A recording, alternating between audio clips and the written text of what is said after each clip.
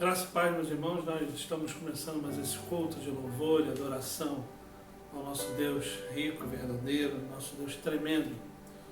Convido você que abra sua Bíblia em Apocalipse capítulo 19, nós vamos ler do verso 1 ao verso 8 da Palavra de Deus, e esse texto nos prepara para esse momento que nós vamos adorar, bendizer ao nome do nosso Senhor e Salvador, Jesus Cristo, nosso Deus. Apocalipse 19, do verso 1 ao verso 8. Antes da leitura nós vamos orar, vamos colocar a nossa vida diante de Deus Todo-Poderoso, que é o nosso Senhor. Vamos orar, vamos falar com Deus nessa hora. Santo Deus, eterno Pai, nós bendizemos, adoramos, exaltamos o teu santo nome, porque tu és um Deus santo, santo, santo, Pai. A tua palavra diz que toda a terra está cheia da tua glória, do teu poder, ó Pai. Tu és um Deus magnífico, Pai. Tu és um Deus misericordioso, amoroso. Tu és o nosso Deus. Por isso que nós estamos aqui, Pai, para prestar um culto de louvor, de adoração a Ti. Pai eterno, em nome de Jesus, aceita a nossa adoração, o nosso louvor. Perdoa os nossos pecados, ó Pai, em nome de Jesus. Amém, Senhor. Amém, Pai. Vamos abrir então nossas Bíblias. Em Apocalipse 19, nós vamos ler do verso 1 ao verso 8 da Palavra de Deus. Acompanhe junto comigo nessa leitura, abra sua Bíblia também. Leia junto comigo esse texto da Palavra de Deus. É um louvor ao nosso Deus. Diz assim a Palavra do Senhor. Depois destas coisas, ouvi no céu uma com grande voz de numerosa multidão, dizendo: Aleluia! A salvação e a glória e o poder são do nosso Deus. Porquanto verdadeiros e justos são os seus juízos, pois julgou a grande meretriz que corrompia a terra com a sua prostituição, e das mãos dela vingou o sangue dos seus servos. Segunda vez disseram: Aleluia! E a sua fumaça sobe pelos séculos dos séculos. Os 24 anciãos e os 4 seres viventes prostraram-se e adoraram a Deus, que se acha sentado no trono, dizendo: Amém, Aleluia. Saiu uma voz do trono exclamando: Dai louvores ao nosso Deus, todos os seus servos, os que o temem, os que o temeis, os pequenos e os grandes. Então ouvi como voz de numerosa multidão, como de muitas águas, e como de fortes trovões, dizendo: Aleluia! Pois reina o Senhor, nosso Deus, o Todo-Poderoso. Alegramo-nos, exultemos e demo-lhes a glória, porque são chegadas as bodas do Cordeiro, cuja esposa a si mesmo já se ataviou, pois lhe foi dado vestir-se de linho finíssimo, resplandecente e puro, porque o linho finíssimo são os atos de justiça dos santos. Louvado seja Deus. Então, aleluia! Vamos louvar ao nosso Deus nessa hora. Vamos cantar louvores ao nosso Senhor e Salvador.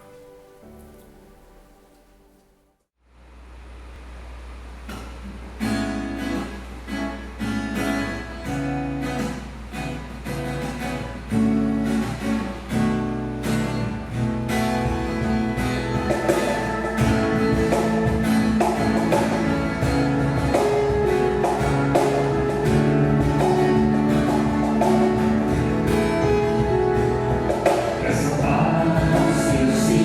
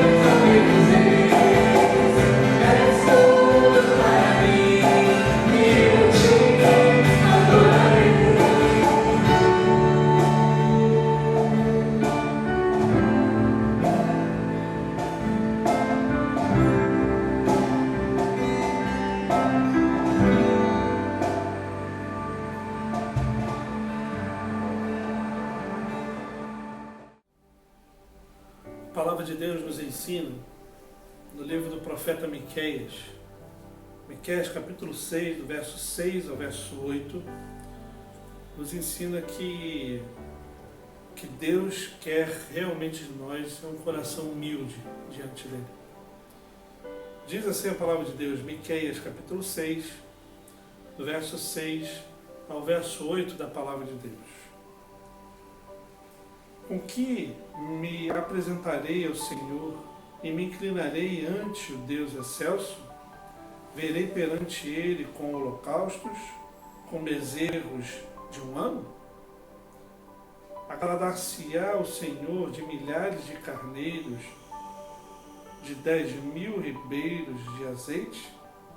Darei o meu primogênito pela minha transgressão, o fruto do meu corpo pelo pecado da minha alma? Ele te declarou, ó homem, o que é bom e que é o que o Senhor pede de ti, que pratiqueis a justiça e ameis a misericórdia e andeis humildemente com o teu Deus. Meus irmãos, então nós precisamos aqui praticar a justiça, amar a misericórdia e andar humildemente diante de Deus. E para isso tudo acontecer, nós precisamos olhar para esse Deus e pedir perdão dos nossos pecados. Olhar para nós e reconhecer que nós somos pecadores diante de um Deus que é sem pecado, sem mácula, sem absolutamente nada. E é um Deus todo-poderoso, um Deus eterno, um Deus tremendo, um Deus misericordioso. Vamos nos inclinar nossas cabeças, nós vamos cantar mais um louvor ao nosso Deus. E enquanto estivermos cantando, já esteja em oração na sua casa, fale com Deus e logo após a canção nós vamos estar orando, colocando a nossa vida diante do nosso Deus. Vamos estar louvando o nosso Deus nessa hora.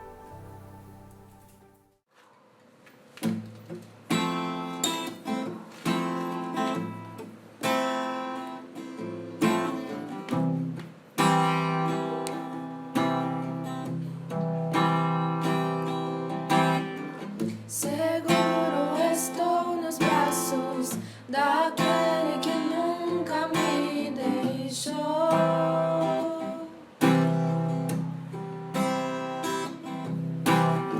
Seu amor perfeito sempre esteve repousado em mim. E se eu passar pelo vale,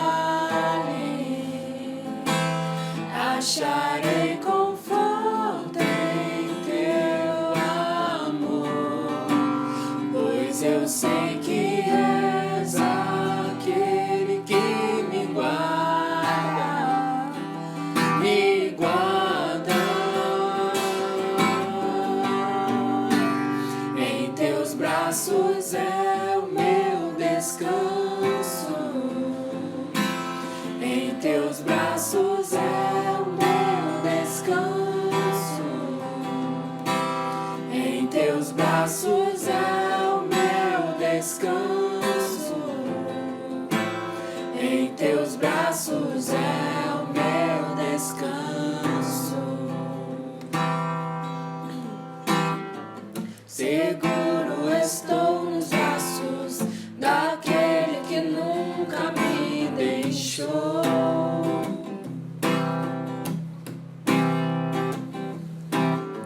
Seu amor perfeito sempre esteve repousado em mim. E se eu passar pelo vale, acharei conforto em teu amor, pois eu sei que és aquele que me guarda, me guarda. Em teus braços é o meu descanso,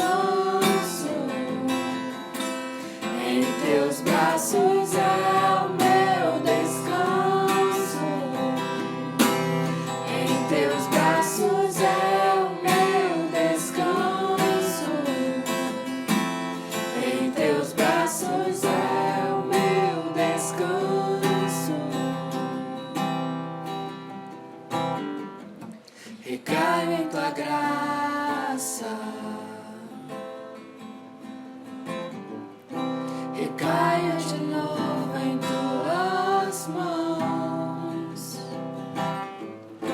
recaia em tua graça, recaia de novo em tuas mãos, e se eu passar pelo vale, acharei conforto em teu amor, pois eu sei que és aquele que me guarda.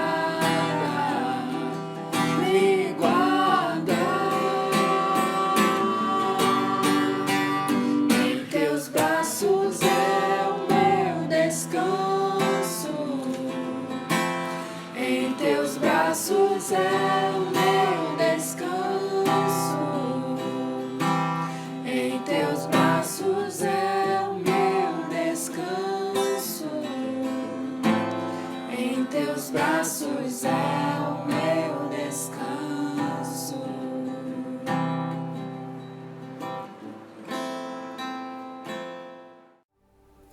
Oremos, queridos. Pai eterno, Deus santo, Tu és um Deus maravilhoso, Pai.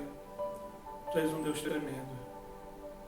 Quando contemplamos a Tua face, o Teu poder, ó Pai, nós olhamos para cada um de nós e vemos a nossa pequenez. Por isso, Deus, em nome de Jesus, tem misericórdia de nós, porque somos falhos, somos pecadores. E Tu és um Deus santo, mas misericordioso, Pai. Por isso, Pai, limpa-nos com Teu sangue, nos purifica de todo mal. É no nome santo de Jesus que nós oramos. Amém, Senhor. Amém, Pai.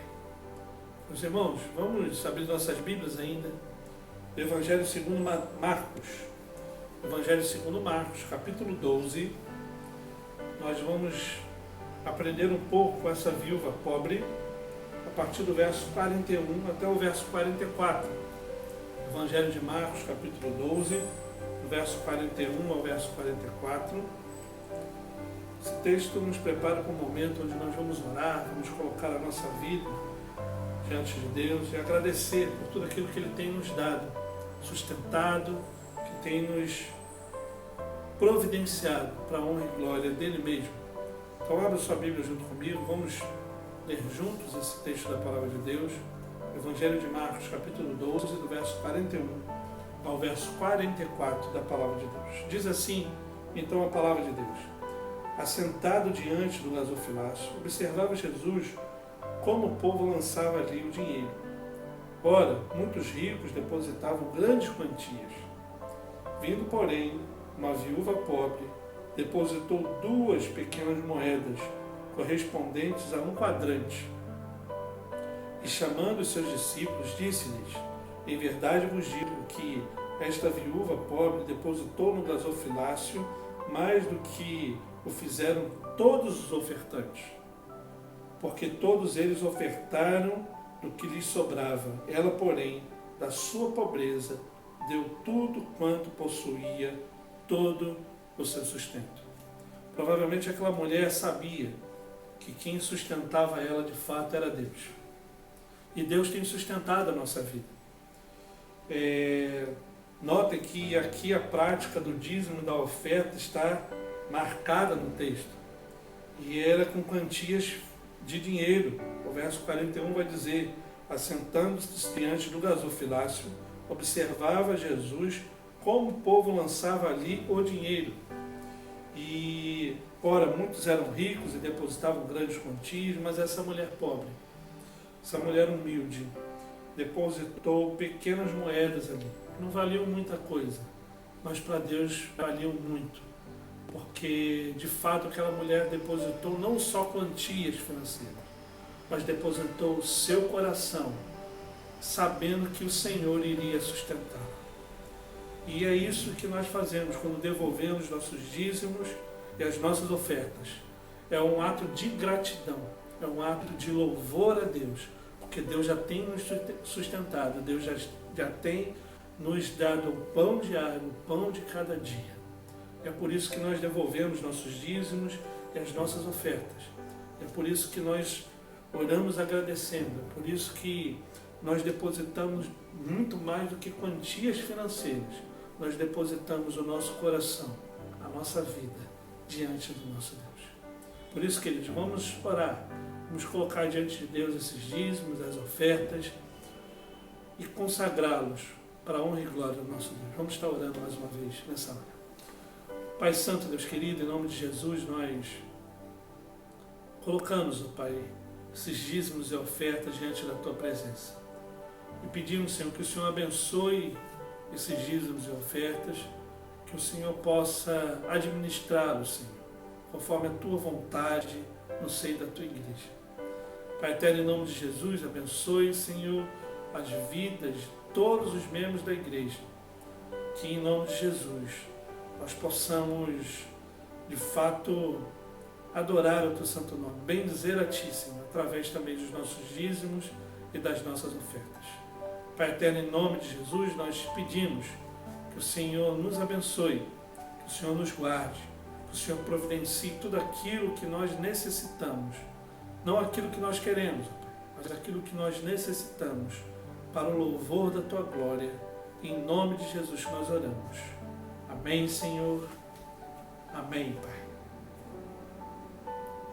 Graça e paz, queridos, nós vamos, então, nesse momento, meditar na palavra do nosso Deus, vamos adorar ao nome dEle, também no estudo da Sua palavra. Então vamos abrir nossas Bíblias no Evangelho segundo Mateus, Evangelho segundo Mateus, capítulo 5. Evangelho segundo Mateus, capítulo 5, nós vamos ler apenas o verso 4. Nós estamos fazendo uma série de mensagens nas bem-aventuranças que Jesus Cristo nos ensinou. Verana Bidial esteve pregando e agora nós vamos estar também pregando esse verso para a honra e glória do nosso Deus. Evangelho de Mateus, capítulo 5. Evangelho de Mateus, capítulo 5, apenas o verso 4. Diz assim a palavra do Senhor: Bem-aventurados que choram, porque serão consolados. Vamos repetir? Vamos ler junto comigo? Bem-aventurados que choram, porque serão consolados. A palavra de Deus é muito bela quando fala dessa questão das bem-aventuranças. Aqui está dando início Jesus Cristo ao Sermão do Monte. Primeiro discurso, o primeiro grande discurso de Jesus Cristo. O verso 1 e 2 dá um cenário, um panorama de tudo isso. Ele subiu, viu as multidões, subiu no monte, viu as multidões, estava conversando com os seus discípulos. As multidões chegaram e Jesus começa a ensinar os seus discípulos e as multidões que estavam ali. Então ele começa falando: bem-aventurados os humildes de espírito, porque deles é o reino dos céus. E o verso 4, bem-aventurados que choram, porque serão consolados. Quando a gente pega esse panorama de toda a Escritura, quando a gente pega o capítulo 5, a gente vê que o verso 1 e 2 é esse cenário. Do verso 5 ao verso 12, ele traz as normas do reino de Deus. Alguns comentaristas vão trazer essa nomenclatura das normas do reino do nosso Deus. Nos versos 5 a 10, então, ele fala dessas bem-aventuranças. E do verso 11 e 12, ele fala da expansão dessas normas do reino do nosso Deus. Quando, então, a gente vê do verso 5 ao verso 10, a gente vai falar sobre essas bem-aventuranças de modo geral. Na verdade, do verso 3 ao verso 10. E o verso 11, melhor dizendo. A gente vai ver que nesse verso 4, Jesus está falando para aqueles que choram, porque serão consolados. E essas bem-aventuranças são uma qualidade geral do cristão verdadeiro. São qualidades de pessoas cristãs. O que acontecia muito nessa época, e a discussão que existia nesse contexto todo, era justamente com os fariseus, saduceus, com a religião da época, com o legalismo, com a religiosidade que existia naquele período. E entender isso aqui, às vezes era complicado para muitos. Mas o que Jesus quis dizer com essa bem-aventurança? Bem-aventurados que choram. O que seria esse chorar diante de Deus? O chorar, quando a gente pensa aqui, explicando mais ou menos essa realidade desse verso, ele está falando que não é um choro simplesmente de sair lágrimas e chorar.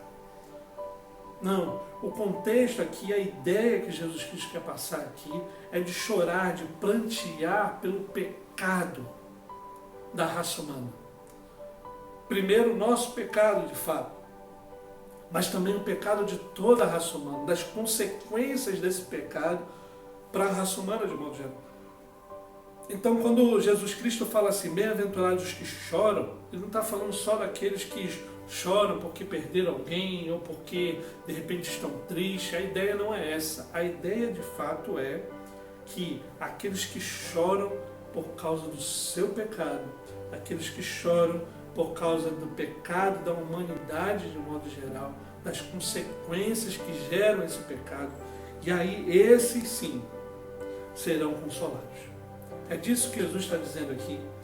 A realidade aqui é que o cristão de fato deve pensar e deve ter em mente a questão de que o sofrimento, a ideia aqui desse choram é a questão do sofrimento, da miséria que o pecado traz para a humanidade.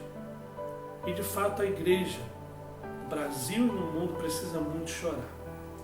Diante dos fatos que estão acontecendo, diante das realidades que estão acontecendo nesse Brasil e no mundo, quanto à corrupção, quanto às coisas que vêm acontecendo, a igreja precisa chorar diante de Cristo, e chorar e prantear e clamar e pedir por socorro ao único que pode nos dar o verdadeiro consolo, que é o nosso Senhor e Salvador Jesus Cristo.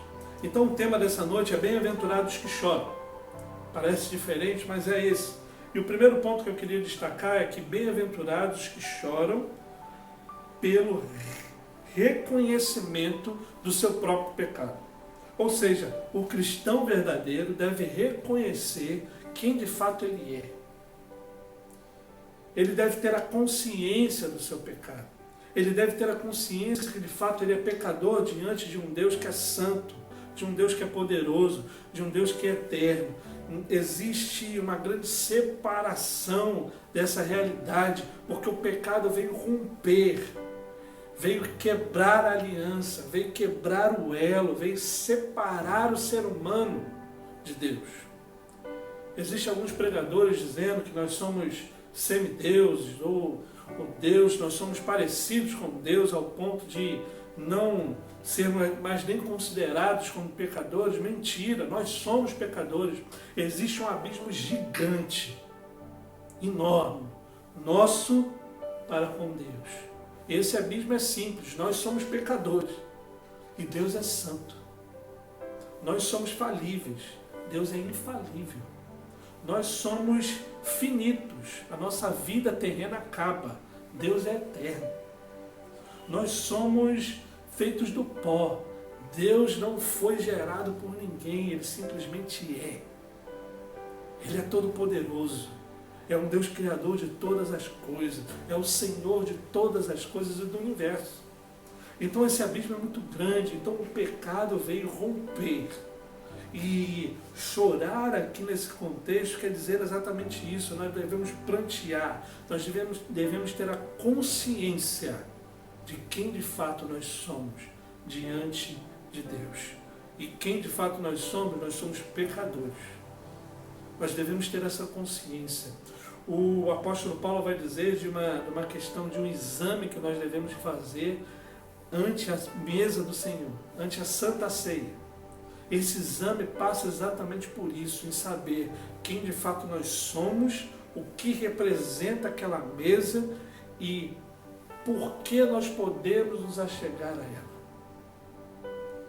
Nós somos pecadores, nós não poderíamos chegar frente àquela mesa, nós só nos achegamos àquela mesa da Santa Ceia pelos méritos não nossos, mas do nosso Senhor e Salvador Jesus Cristo. Ele nos justificou. Ele nos imputou justiça no nosso coração.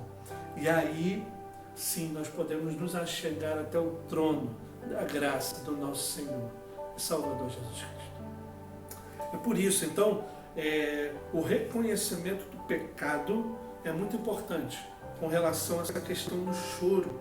Nós devemos plantear, pedir perdão de fato dos nossos pecados, do que fizemos. E é interessante que essa questão da salvação, essa questão do pecado, e de fato o ser humano depois da queda não pode olhar para Deus, de fato não pode voltar para Deus, a não ser pelo toque do Espírito Santo de Deus em nós. Aí nós olhamos para Cristo e contemplamos a tua face e o servimos. Então, de fato, quando a gente pensa na questão do pecado, a gente pensa na ação do homem, a gente pensa que a nossa inclinação era para fazer o que era mal diante de Deus. Então, aprove ao Senhor nos resgatar desse mal e nos trazer a vida eterna. Então, a salvação não é pelo que nós fazemos, mas de fato é pelo que Deus fez. É por isso que nós devemos ter a consciência de quem nós somos. Nós somos completamente alheios à vontade de Deus, à vontade do Pai. E quando a gente vê essa questão toda desse divórcio que nós temos diante de Deus, a única coisa que nós podemos fazer é olhar para nós mesmos e falar assim: Senhor, tem misericórdia de mim. Senhor, tem misericórdia porque eu sou pecador.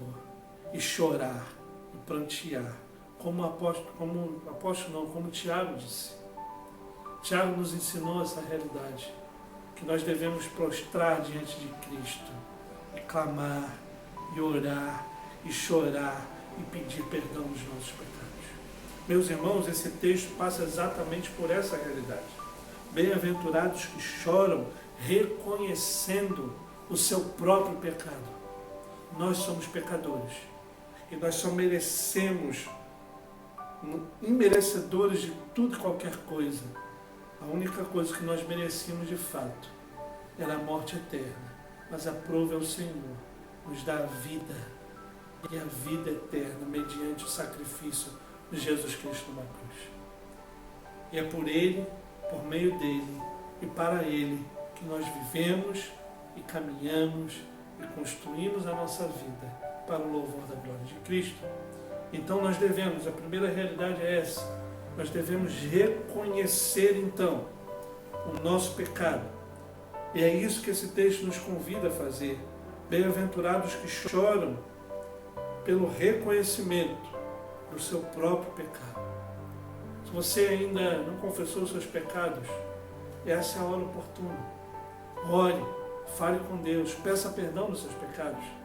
Uma segunda realidade que eu vejo nesse texto é que, como já falei anteriormente, bem-aventurados que choram pela consequência do pecado no mundo. Existe uma miséria extrema, existe pessoas necessitadas, existe questões e brigas e guerras e contendas no mundo, nas coisas deste mundo, corrupção e tudo isso. Isso tudo é motivo de oração para o crente. O cristão precisa prantear e chorar diante de Cristo, pedindo misericórdia, sim, pela sua nação, pelo seu povo, pelo mundo afora. É isso que o texto está dizendo. Aqui, Jesus Cristo não está falando de um choro de tristeza, onde a pessoa está melancólica, triste, vamos chorar e vamos prantear, e as pessoas estão somente passando necessidade e tudo mais. Não, esse choro aqui é um choro de reconhecimento do que está acontecendo em sua volta também. É o choro daquela pessoa que está necessitada. É o choro daquele missionário que não tem o que comer. É o choro daquelas pessoas que não têm absolutamente nada do que viver, de como ser. É disso que Jesus está dizendo. Jesus está dizendo que o verdadeiro cristão deve chorar junto deve estar junto com essas pessoas, deve ver as demandas deste mundo. Meus irmãos, algumas semanas nós vemos algo terrível acontecendo. Nos Estados Unidos, um homem foi morto, cruelmente morto. Ajoelharam no pescoço dele e ele morreu. Pessoas aqui no Brasil morrem diariamente, talvez pelos mesmos motivos. A gente vê guerras no Oriente Médio, a gente vê contendas em várias regiões, a gente vê guerra política em muitos lugares, a gente vê a corrupção que mata muito mais do que muitas guerras, a gente vê a própria morte acontecendo no nosso país de forma abundante por causa de um vírus.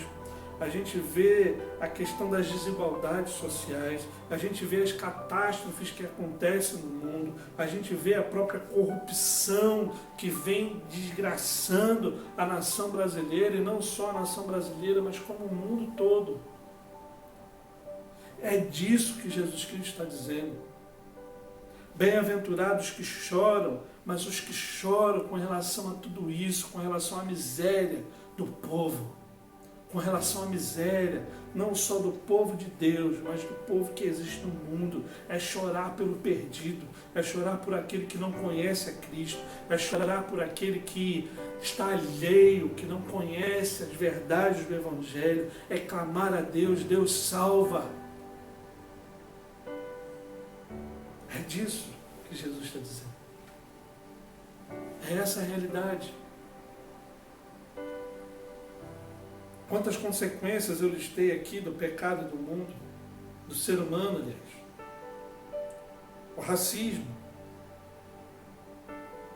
O racismo é pecado. As catástrofes que acontecem, que não é culpa de Deus, mas é culpa do próprio pecado. A própria morte, uma consequência do pecado. As desigualdades sociais, consequência do pecado. A corrupção, consequência do pecado. O que Jesus está ensinando aqui nessa bem-aventurança é que o povo cristão precisa chorar com o pecado, com o seu pecado próprio. Ele precisa chorar por esse mundo que precisa dele. O grande problema que acontecia naquela época, existem vários, mas um dos problemas seriam o legalismo e a religiosidade. O legalismo é a tentativa de acrescentar algo à obra de Jesus Cristo. A obra de Jesus Cristo é plena. Ou seja, eu preciso fazer algo para salvar, para me salvar. Isso é uma inverdade. E a religiosidade, ela prega que o que é importante de fato é o exterior, é a aparência. Por isso que Jesus Cristo, uma série de vezes, vai fazer críticas aos fariseus, aos saduceus e demais daquela época, falando que eles eram sepulcros abertos, estavam vazios, estavam, desculpe o termo, estavam cheirando mal por dentro. Enquanto a sua casca por fora parecia muito bela, por dentro estavam podres. Meus irmãos, o que Jesus Cristo está dizendo aqui nessa bem-aventurança é exatamente o oposto dessa realidade. É o oposto de tudo isso. É dizer que, de fato, um cristão verdadeiro não deve estar ligado às questões exteriores da vida, mas às questões interiores da fé, as questões de necessidade do próximo, E aqui eu não estou dizendo para a gente criar ONGs e fazer isso, não.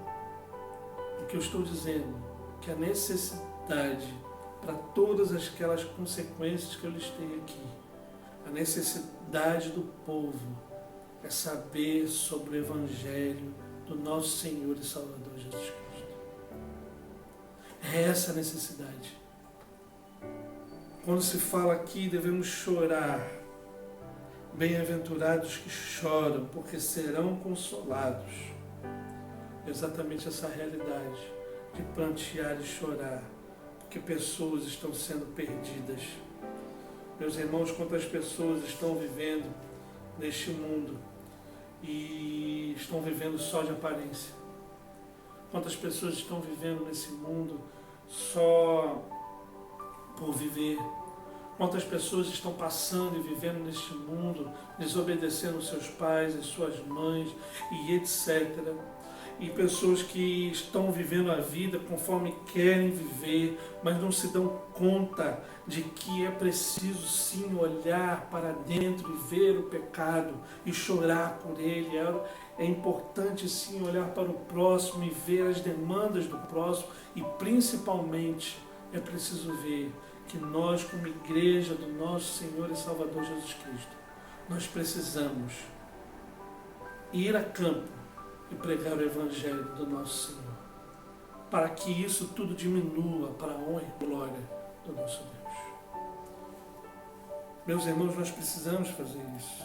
Nós devemos chorar, ter a consciência do nosso pecado. Nós devemos chorar pela vida das pessoas lá de fora do mundo. Devemos pedir que Deus, em nome de Jesus, toque cada um deles. Porque aí sim, quando nós começarmos a fazer isso como cristãos, aí existe esse terceiro ponto.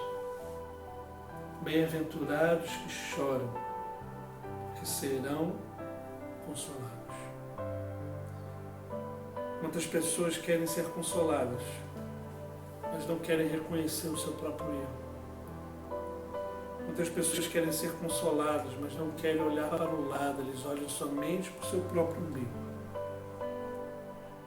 Muitas pessoas querem ser consoladas, mas querem ficar inertes, sem fazer absolutamente nada. E aqui o texto é claro: bem-aventurados são os que choram estão fazendo algo. Estão chorando diante de Deus. Essa é uma realidade que nós devemos aprender como igreja do nosso Senhor e Salvador Jesus Cristo. Olhar para os campos e ver que eles estão brancos e chorar por cada alma daquela e pedir para que Deus, em nome de Jesus, envie os seus eleitos à sua igreja, em nome de Jesus. Bem-aventurados os que choram, porque serão consolados. Nós já somos consolados, queridos, nesse tempo, nessa hora, nesses dias. Claro que não plenamente, porque plenamente nós seremos consolados quando Jesus Cristo voltar e resgatar a sua igreja e secar dos nossos olhos toda lágrima e toda dor vai passar. E esse é o verdadeiro consolo que nós esperamos. E louvado seja Deus por isso.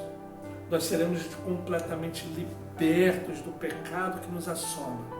Nós seremos completamente consolados, tendo a vida eterna e plena diante de Cristo. Mas enquanto isso não acontece, o que nós devemos fazer aqui é orar. O que nós devemos fazer aqui é colocar o nosso joelho no chão, prostrados diante de Deus, e pedir perdão dos nossos pecados. O que nós devemos fazer aqui é olhar para o próximo, olhar para aquele que precisa. E o necessitado que eu falo aqui não é aquele necessitado somente financeiramente. Eu estou falando da necessidade daquele que não tem a Cristo.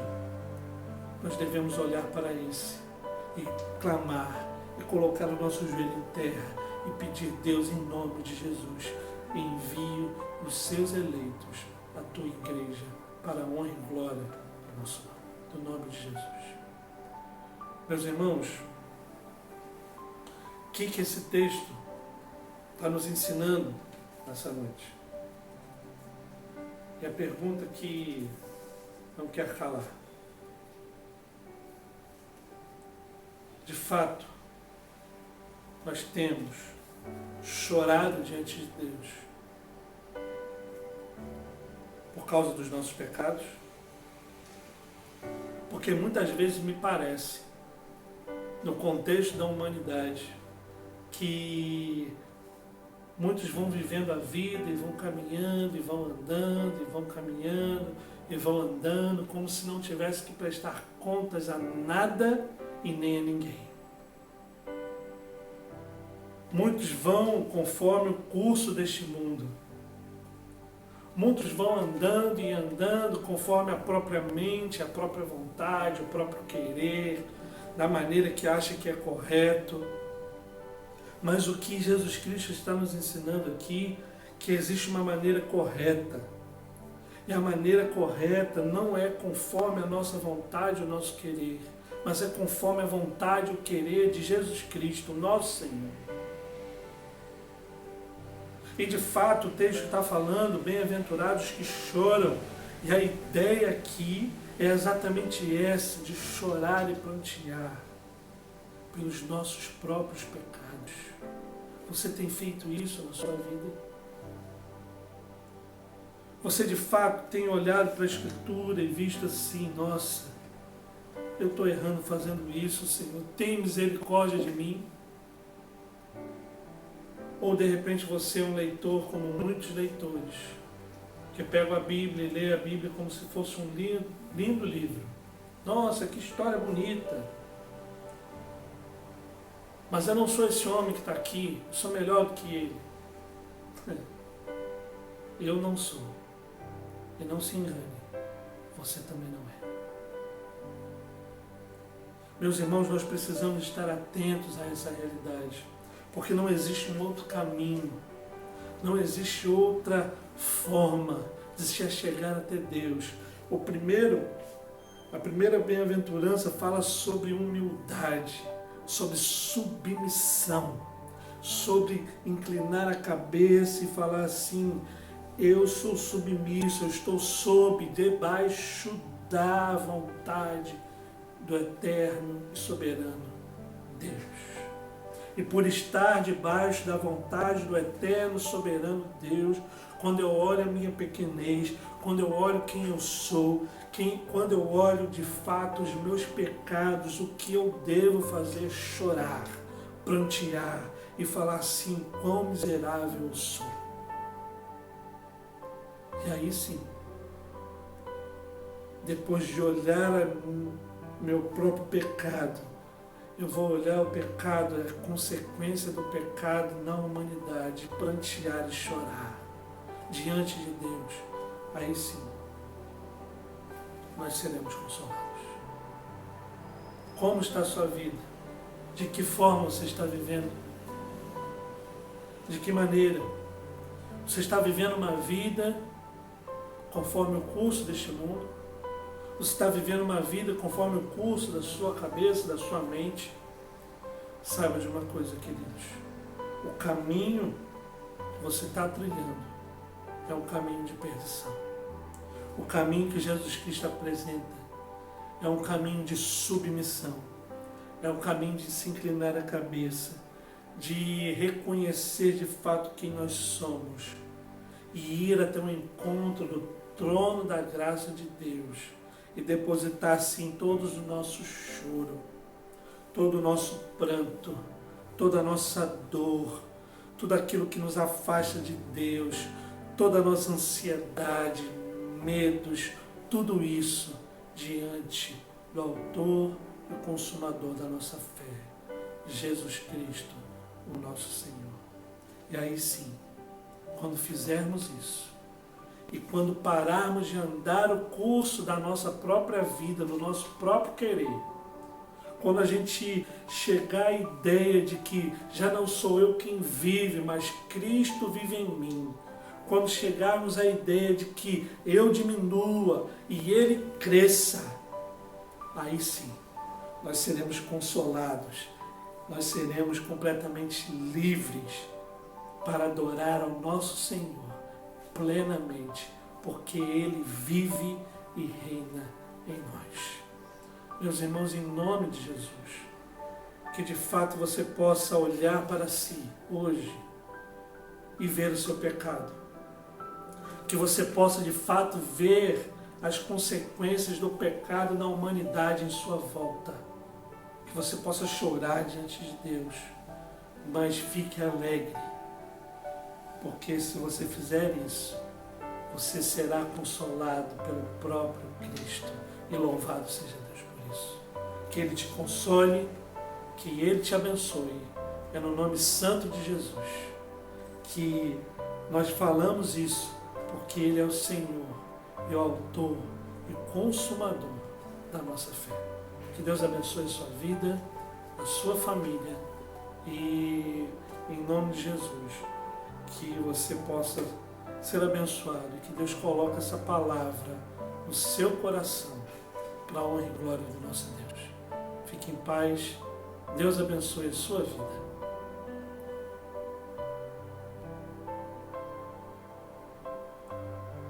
Nós vamos cantar louvores ao nosso Deus.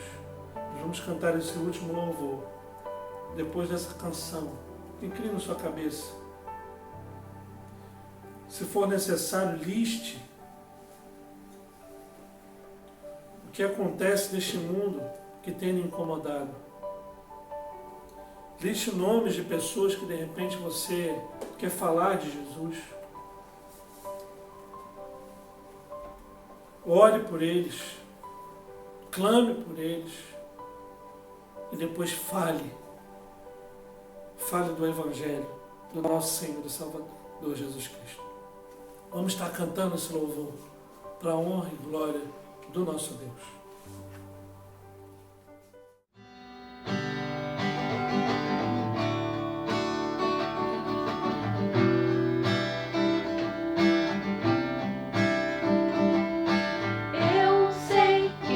Deixou, eu sei que sempre esteve aqui comigo, livrando o meu coração do que não é seu. E eu sei que todas as noites tu vens pra acalmar a minha mente e pondo no meu coração que eu sou teu.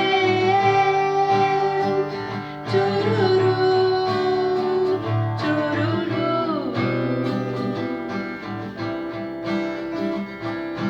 Ei, pai, olhando pra você não levo vendas. Antes que passe tudo e a mim está sozinha sem ninguém por perto.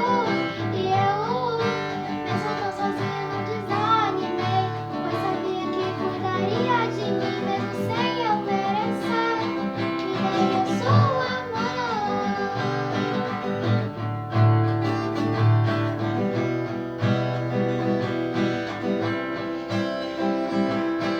Eu sei que nunca me deixou, eu sei que sempre esteve aqui comigo, livrando o meu coração do que não é seu. E eu sei que todas as noites tu vens pra acalmar a minha mente e pondo no meu coração que eu sou teu. Tchururu, tchururu.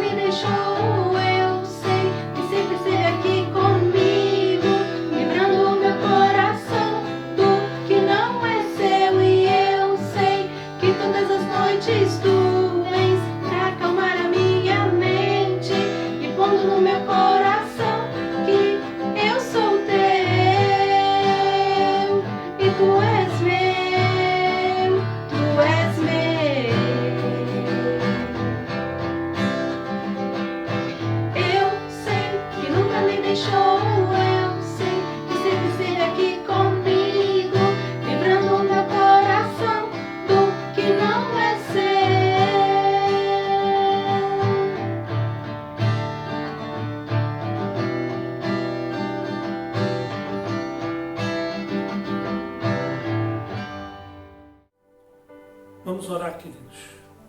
Pai eterno, Deus querido, em nome de Jesus, ó Pai, nós colocamos a nossa vida diante da Tua presença.